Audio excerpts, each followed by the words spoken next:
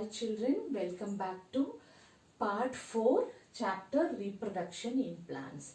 And children, in this part 4 we are going to study about sexual reproduction in plants. And children, in part 3 we studied about parts of flower. There are two parts of flower. One is accessory parts and another one is reproductive parts.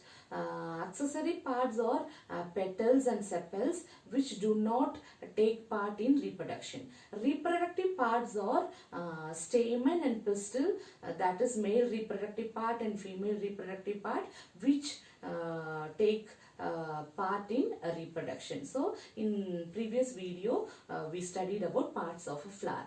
In this video we are going to study sexual reproduction in plants. So flower is a reproductive part which undergoes sexual reproduction, where fusion of male and female gamete takes place. In flower, male gamete is pollen grain which is present in the anther, which is one of the part of male reproductive part. The female gamete is egg which is present in the ovary, that too in the pistil, which is the female reproductive part of a flower. This and all we discussed in previous videos, that is in part 3. So students, sexual reproduction undergoes two main processes. One is pollination, another one is fertilization. First process under sexual reproduction is pollination. Pollination is followed by fertilization. So we'll see what is pollination and fertilization, and in this video we are going to, that is in this part we are going to concentrate study about pollination, and in part 5 we'll study about fertilization. So we'll study what is pollination and what happens in pollination. Pollination is a process of transfer of pollen grains from anther to stigma. So what is called pollination? Pollination is a process of transfer of pollen grains from anther to stigma. We already studied pollen grain is a male gamete which is present in the anther. So the pollen grain which is present in the anther is transferred to stigma. So pollen grain is present in anther, male reproductive part, that is transferred to stigma, which is a female reproductive part. So this process is called pollination. Children, see, this is a flower. These are all accessory parts. Petals and sepals are accessory parts, and this middle one is a reproductive part.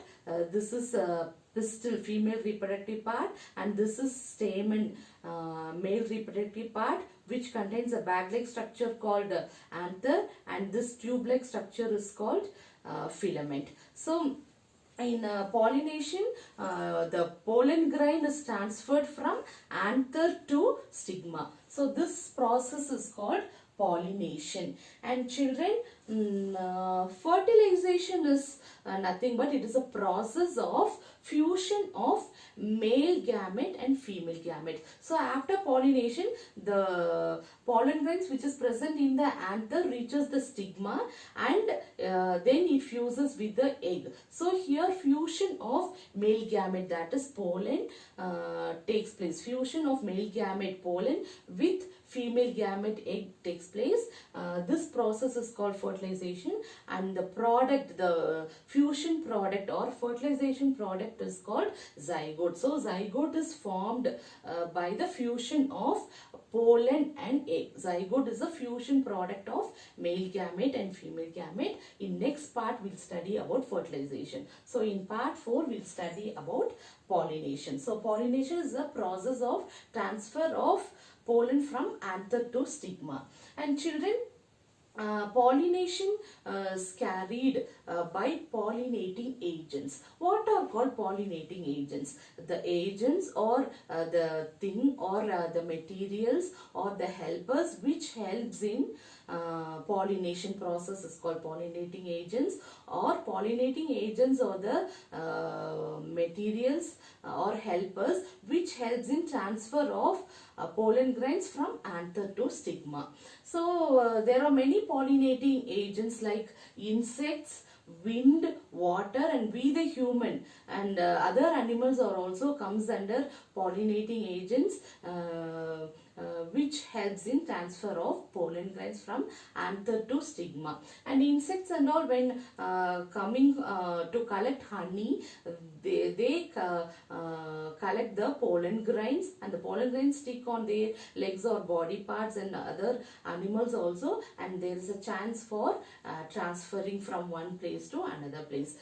Wind, water also comes under abiotic pollinating agents, and insects, animals, human and all comes under biotic pollinating agents. So pollinating agents plays an important role in pollination.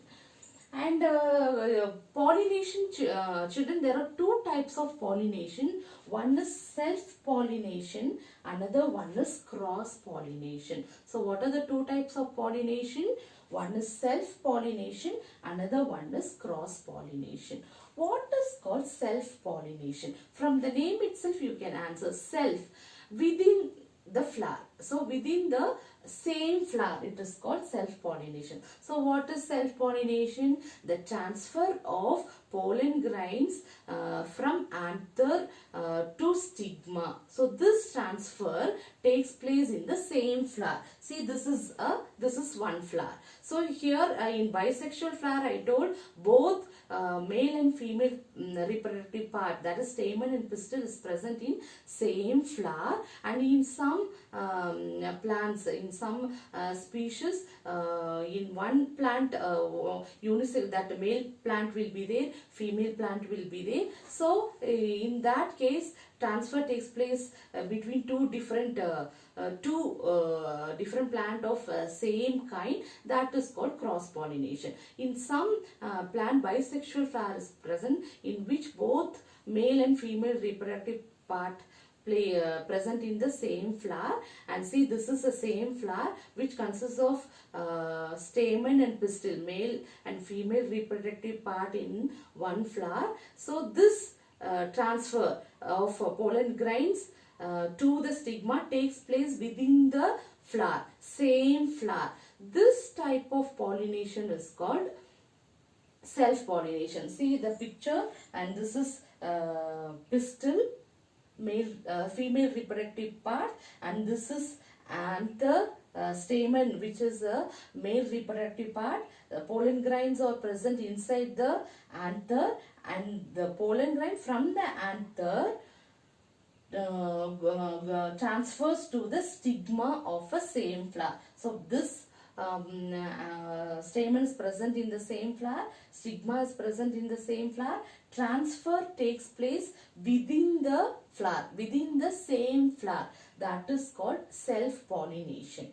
And cross-pollination is pollen grain from one flower transfer to or stick on stigma of the another flower of a same plant, or it transfers to the different plant which comes under same kind. The different flowers which belong to the same kind is called cross-pollination. So what is self-pollination? Within the same flower, pollination transfer takes place. What is cross-pollination?